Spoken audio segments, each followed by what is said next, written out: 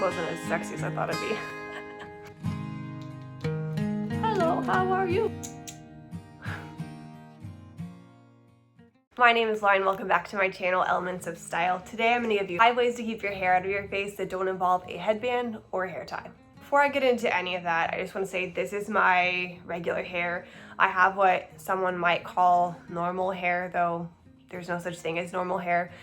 But by that I mean it's straight. This is how I dried it. I did dry it with the hair dryer today. Typically I let it air dry, but I didn't use a straightener. This is what it looks like. My hair is pretty thick and it does hold curl well, but just to preface that, that's how my hair is. Be thick, red, all the things. I don't know about you, but during this whole pandemic and I've been working from home and not going a lot of places, my hair has pretty much ended up in a bun on top of my head. And while I like a top knot and it's actually pretty chic now and then, it's not a way I want to wear my hair every single day. One, because it actually isn't that great for your hair. It can cause breakage. It ends up not feeling great when you wear your hair on top of your head all day long, every single day. Having my hair down and riding all the time is annoying just because I'm always trying to get it and brush it out of my face. All that to say, I began brainstorming different ways to keep my hair out of my face, and while headbands are having a moment right now, like the biggest surge since Gossip Girl brought them back in the late 2000s, headbands tend to give me a headache. I've been a frequent sufferer of headaches and migraines, and I don't need another reason to have my head hurt. My go-to to keep my hair out of my face besides just hair on top of my head has been a tiny braid, which I'll show you at the end. And I still really like that, but I try to reserve that for days that my hair is dirty. Because I braid it, this part of the hair ends up being a little bit wavy while the rest of my hair is straight. So I only like to do that right before I wash my hair again. And spoiler alert, I probably wash my hair once or twice a week. What's a girl to do? Well, I'll tell you. Here are the 5 ways that I like to keep my hair out of my face these days. All right, first of all, it's not very inventive, but it works. Hair clips. I got these off of Amazon. I'll link it below. Just heads up, everything that I share will be linked below for you. And then I also have a blog post if you want to save that or pin that or whatnot, but all links will be below. I grew up with these. You probably grew up with these. My family called them chip clips. You may call them butterfly clips or even banana clips. The extra large ones, which are typically what's called banana clips, are actually trending right now. They're coming back on the scene. Personally, I have continued to use these throughout the years anyway. I also prefer the small over the big just because you can't lay your head back if you're using the big ones, and these hold my hair just fine. If I need more support, I'll put both in, but they hold all my hair just fine. I love these because they get my hair out of my face in a pinch. They're not a ponytailer, so I can do this pretty much with one hand. Typically it's the other side that I'm doing it on. Pretty much with one hand if I need to. I can put it all the way up, I can do half up, half down. There's lots of options with these. They don't crease my hair, they don't cause breakage. So I'm by no means a hair vlogger, but I'm gonna show you how I wear them. So typically I'll just do this on top of my head, or I'll keep my part, which if you have a middle part, you can keep that. It works with that too. I just have a natural side part, but you can just put it like that, or a lot of times I will pile my hair on top of my head and just twist it and clip it. So let me show you the back.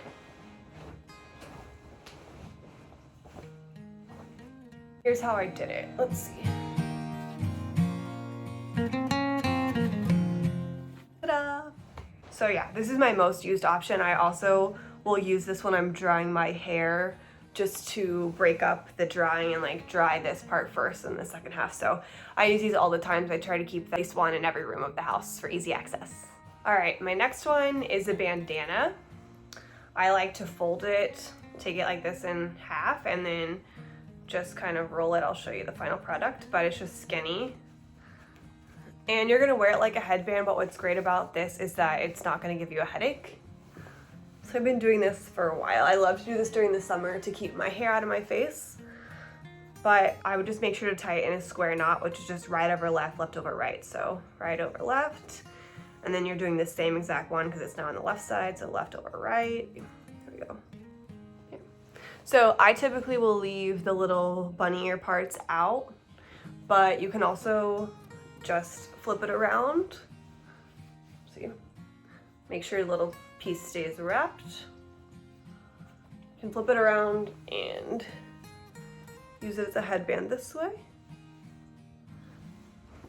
Or you can do the knot look. The knot look where you just tuck the pieces in. And I'll wear this all day. It's fun to do to bring a pop of color. I have them in all different colors. My favorite ones to buy are the Madewell ones. These are all Madewell. These are like a more silky, and this is like 100% cotton, but they all wear well.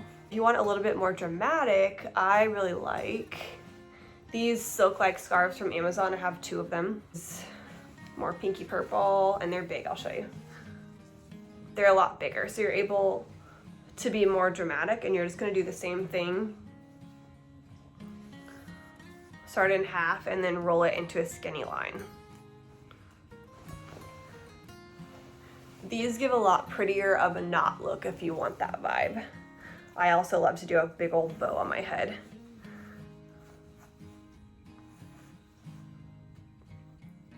So there's the bow look.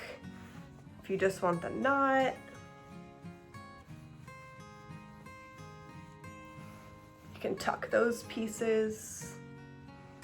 And then of course you can flip it around like I showed you, and there's no seam or knot. But I love these. They're a great option and really budget friendly.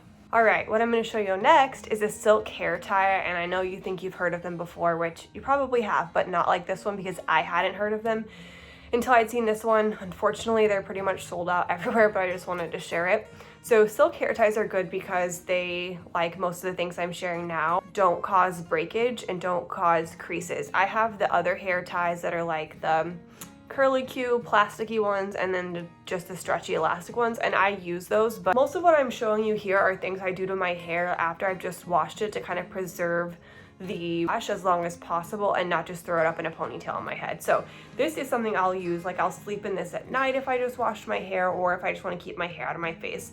And I'm gonna turn around and show you, because basically what you do is you put it in your hair and then you pull these pieces, and so the silk is actually going around your hair and tightening versus the elastic. So the elastic never touches your hair, and you just like loosen it to take it out. Really, really genius. Now, you can't use this to do like a HIIT workout or go running in. This is just for very low impact, because this isn't gonna keep your hair in like a different hair tie would.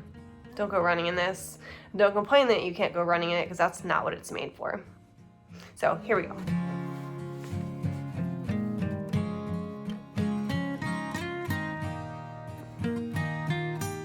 I typically just do a low pony with this. You can do it a little bit higher, but typically I keep it low.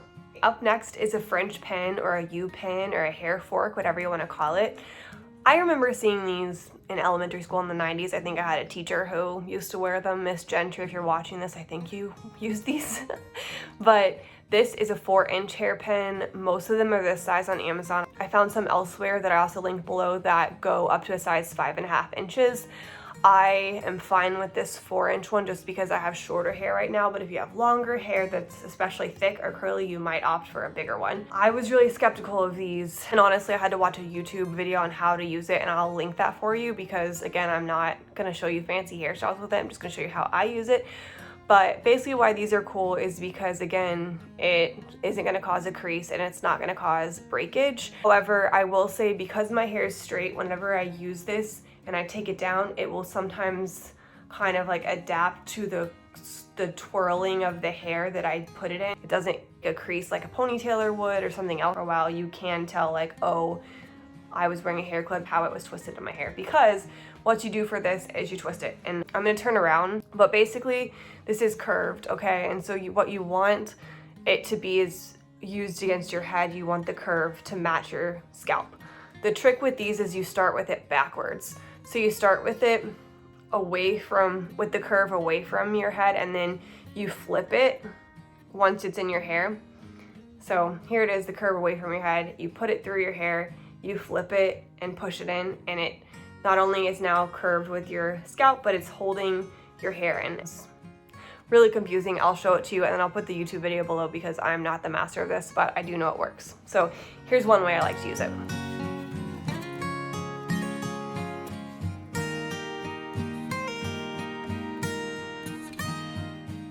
So this I like to do more of an a chignon just because I have shorter hair with more layers. If you have long hair, it probably work better for you in a bun, whereas for me, the layers just tend to poke out. The important things with this is to make sure you turn your hair counterclockwise when you're twisting it, and then also to make sure you get it as tight as possible.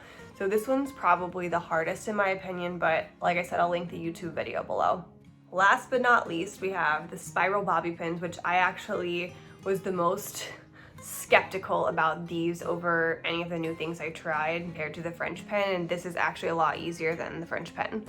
You basically just twist these in at the top and bottom of your bun and make sure not to get them intertwined. You want to twist in different spots. You do not want them intertwined in your hair because it will be very hard to get out. And something I like about this in comparison to the French pen is that you can actually do a top bun on your head, where I really haven't been, maybe I'm just not good at it yet, but it's harder for me to do a top bun with this.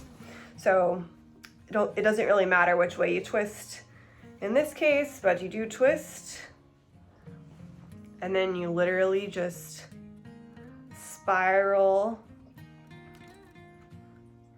one down and one from the bottom into the bun. And ta-da! You can make it obviously a lot prettier. This is just ready for y'all, but look how like sturdy it is. Again, I wouldn't run a marathon in it, but it's really nice to keep your hair out of your face and not use a ponytailer. This congeniality award goes to these spiral bobby pins, because I did not have high hopes for them, and they're super easy to get out too. They just twist out. Oops, my hair cascaded. But yeah, really easy. These went in my book. Let me show you what it looks like from behind when I do this.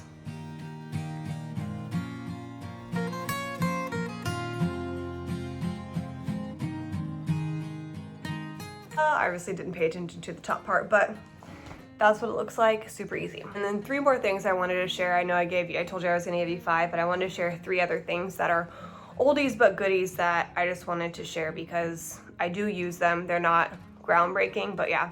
I use bobby pins a lot still. Life hack. This curvy side goes against your head, not on the outside, because it helps keep the hair in place. So maybe you learn something new with that. These I do when I want to do like a half up, half down, and honestly just twist it like I would a chignon.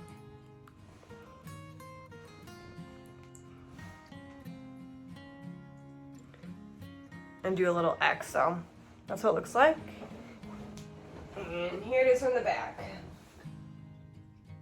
I also use the small bobby pins just to like pin my hair to the side. Again, nothing new, just do a little twisty twist. There you go. The other thing I do all the time is a little side braid. This, like I said, I typically try to reserve for dirty hair, but I'll do it for you right now, even though my hair is freshly washed.